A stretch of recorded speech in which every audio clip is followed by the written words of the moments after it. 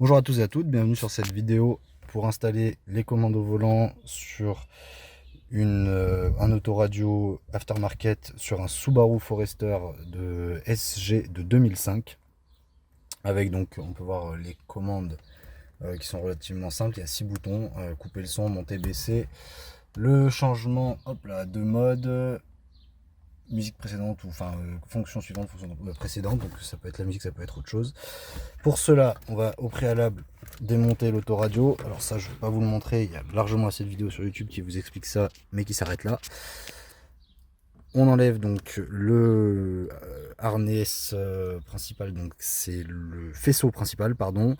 Ici, on a le petit faisceau qui vient pour donc les commandes au volant et le subwoofer. C'est celui-là qui va nous intéresser. Après, bon, il y a 2-3 autres choses à débrancher derrière, mais ça, vous saurez faire sans problème. Je m'inquiète pas pour vous. Alors, pour ces commandes au volant, on a tac, un petit, hop là, la petite cosse, tac, je vais enlever tout ça. Comme ça, on va reprendre du début. La petite cosse parfaite de 8 pins. Il n'y en a que 4 qui sont utilisées. Nous, celle qui nous intéresse, c'est la bleue et la rose. Les autres derrière sont pour le subwoofer. Donc, c'est les deux qui sont le plus vers le centre, en fait. Voilà, quand vous regardez, c'est celle-ci et celle-là. Alors, qu'est-ce qu'il va falloir qu'on fasse? Donc, il va falloir que l'on prenne déjà ce câble qui était branché quelque part par ici, je pense que c'était là, hop, à une petite cosse. Alors, laissez-moi juste 2 secondes, le temps, voilà, que je retrouve la cosse. Voilà, ça c'est de cosse. En fait, vous n'êtes pas obligé d'utiliser ce câble, mais comme il ne sert plus à rien, et ben, ça nous permet d'éviter de rajouter un fil moche.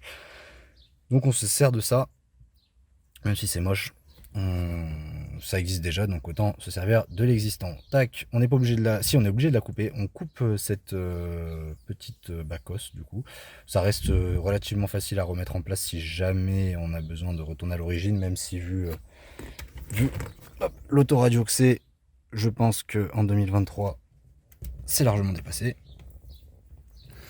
Et donc, on va aller chercher sur le harnais principal qui sort du nouvel autoradio. Hop, alors attendez une seconde. Tac, je vais vous l'incliner un peu plus, voilà. On a deux petits fils qui s'appellent Key 1 et Key 2 qui sont là pour faire fonctionner les commandes au volant. Juste ici. Alors, nous, ce qui nous intéresse, donc, c'est ce harnais, celui dont on parlait. Tout d'abord, il va falloir, sur le fil rose, donc celui du haut, brancher ce câble-là. Donc, je branche ça. Voilà, hop. Alors, je pense pas que le téléphone pourra faire le focus.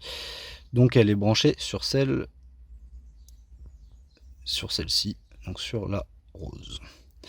Et maintenant, on va prendre notre Key 1 et le brancher juste en dessous. Bougez pas. Hop, et voilà, juste en dessous. Et donc du coup, on a notre Key 1, le fil jaune et noir qui sont branchés sur cette cosse. Alors le mieux, ça reste quand même de venir couper les fils derrière et de les accrocher. Là, c'était un test, voir si ça marchait. C'est du provisoire qui va sûrement rester permanent. Hop. Donc, voyons voir si ça tient. Non. Hop là, voilà. Comme ça, on a une vue correcte. On met le contact. Tac. Tac. Voilà. Hop, l'autoradio démarre. Et évidemment, ça bug parce que j'ai un faux contact derrière. Donc, à force de les tripoter, les fils. Donc là, on voit qu'il y a les valeurs 255, 255, 255. Et normalement, si je démarre... Ouais, c'est pas beaucoup mieux. Ok, bon, donc pour éviter les faux contacts avec les cosses, j'ai coupé ici. Hop. Ce n'est que mieux pour vous. Alors, hop là, voilà. Et là, du coup, les valeurs ont changé. Donc on a 93, 255, 210. Tac. Alors j'ai déjà, moi, setup. On le setup comme on veut. Merci l'assistant. Hop. Que puis-je faire pour vous? Ferme-la. Et là, voilà, quand j'appuie, le son monte, le son baisse. Là, je coupe le son avec le bouton mode. Hop, je change de mode. On va y arriver comme ça. Voilà. Et là, tac. Voilà. Avec ce bouton là, je change les fonctions. Voilà, donc j'espère que ça vous aura aidé. Alors ici, il manque plus qu'à faire une jolie soudure. C'est assez simple en soi, fallait juste trouver la solution, puisque c'est un fil assez incongru, on va pas se mentir.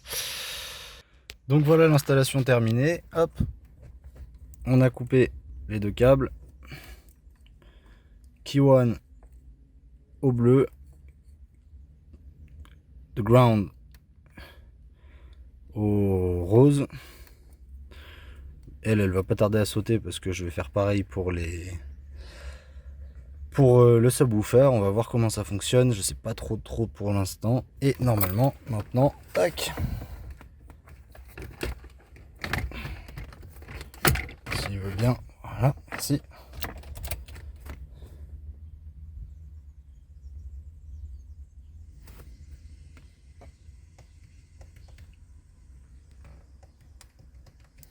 Ça fonctionne, tac, c'est super. Donc pour ceux qui disent qu'il faut un adaptateur à 70 boules, et ben c'est totalement faux.